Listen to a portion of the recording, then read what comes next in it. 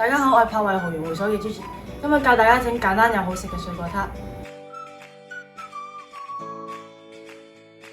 水果撻材料有牛油45g、低筋麵粉80g、牛奶8g、砂糖20g、雞蛋1隻。首先將無鹽牛油喺室溫放軟，然後打至順滑。順滑之後加入砂糖攪勻。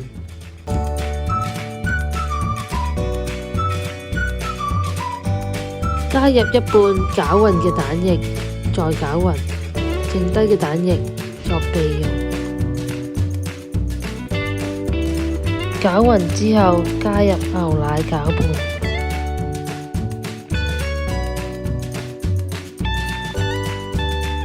將低筋麵粉過細，加入麵糊，搓成麵團。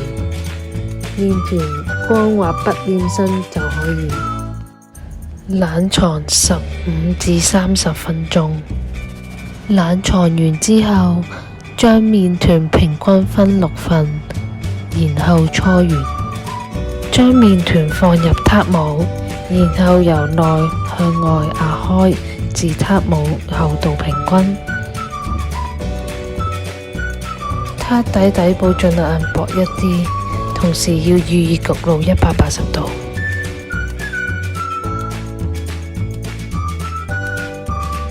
撻底底部要篤幾個窿，將空氣壓出嚟，然後搽少少啱剩低嘅蛋液，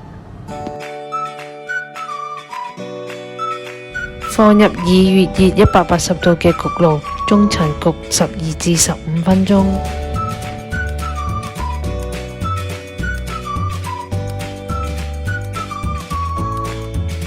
出爐之後，將撻皮放涼，加上吉士醬同生果，即可。